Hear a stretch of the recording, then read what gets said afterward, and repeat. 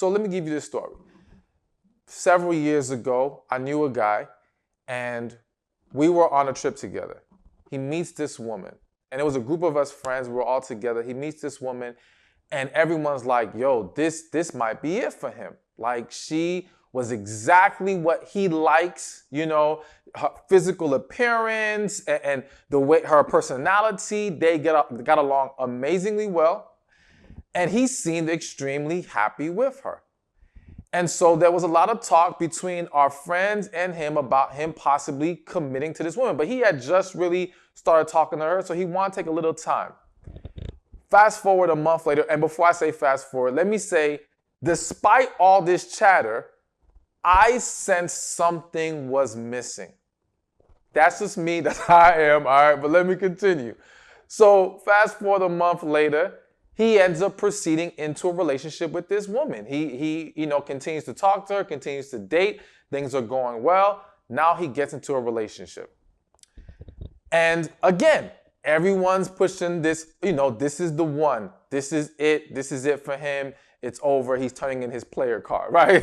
So time continues, and now we're in month 3, let's say. And by month 3, we sit down and have a talk.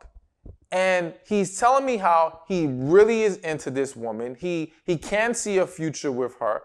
However, he's having conflicting desires of being in this relationship versus enjoying being single. He was really just starting to get a hang of enjoying his single life and reaping what some men might consider the benefits of being single, all right? And he was like, damn, this great woman came along. I didn't want to let her go because she's that awesome. But at the same time, I feel like I have one foot in the door, one foot out. And so I told him again, I said, listen, man, I'm going to be honest with you. I know everyone's been saying she's the one and this is it, and make it happen with her. But I genuinely feel like she's not the one for you. And for me, I'm going to be honest with y'all.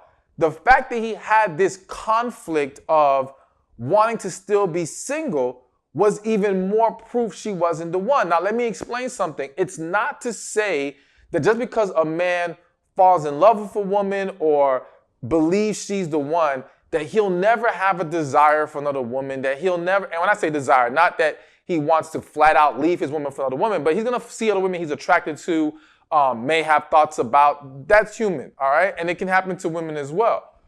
But what I do believe is that when a man finds the one, he at least at that time believes or desires only her. When I say believes he can commit to just her. He at least has the mindset of, I don't need these other women, forget them. So when a man can't say that to me, that says to me something is off here. Something's not right. And again, it doesn't mean she isn't genuinely amazing, but there's some kind of disconnect. Anyways, let's continue forward. So now, the month after that, I get a call from him. They break up. Now, them breaking up wasn't simply about what me and him discussed. He added more to the story by saying she was very insecure. And those insecurities caused a lot of issues and back and forth in their situation. So that contributed to the breakup. Now, let me add this real quick.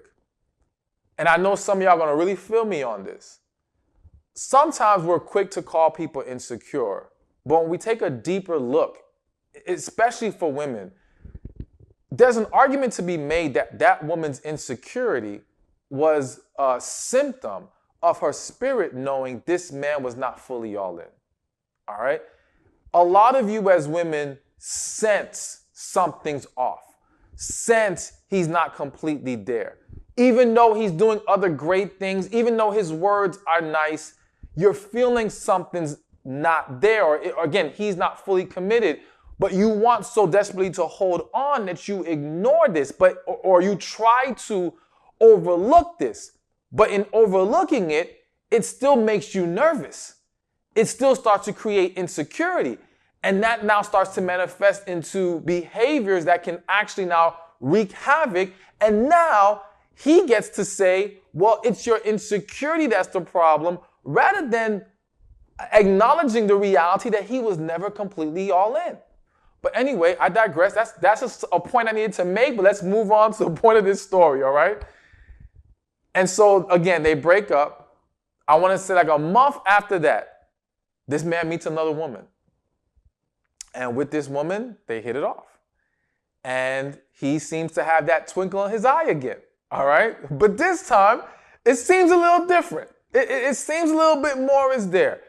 To sum up this story, because I can go into a lot of details, I want to say 2 more months after that, this man is completely all in. When I ask him the question, well, how are you feeling about being single, living your sin? Oh, I ain't worried about that no more. I'm good. I'm done. I know this is where I want to be. And eventually he goes on to propose to this woman and become engaged to, get married. Now, why did I give you that story? One, here was a man that in woman A, people will say, oh, he has a fear of commitment, or these men don't know how to be serious, or this and that and the other. But then he got with woman B and committed like that. Woman B, no hesitation, no issue. And this is why I said to you in the very beginning of this video that it's not completely true when we say men don't want to commit. It's just that it's going to boil down to, are you and this man the right match? And I want to stress the right match, not are you a good woman? Because woman A in that story was a great woman. He never would say anything, other than the insecurity issue, he did not say this woman lacked great qualities. It just wasn't there. So now let me break down for you what a man typically needs to commit. And I want to give this from the angle of genuine commitment, not just holding on to women because you provide a certain benefit they don't want to let go of and that man's going to use you. All right? So genuine commit. So number one is he needs to have peace. So when I say he needs to have peace, there's 2 ways we can look at this. There is peace about him being confident that this is where he wants to be. As I gave you the example with the story, he did not have peace with girl A. He wanted her, he was feeling her, there was a lot of desire there, but he did not have peace about being in a committed relationship with her. Woman B, he had that peace. And so that allowed him to confidently move forward with her. But then it's also peace from the angle of what the woman provides and brings to his life. Hey, thank you for watching this video. Be sure to check this one out right here, and I'll see you there. Relationships are the key to a successful life. But there's 5 areas that we have to be mindful of when it comes to relationships. There's relationship with God, relationship with ourselves, relationship with family and friends,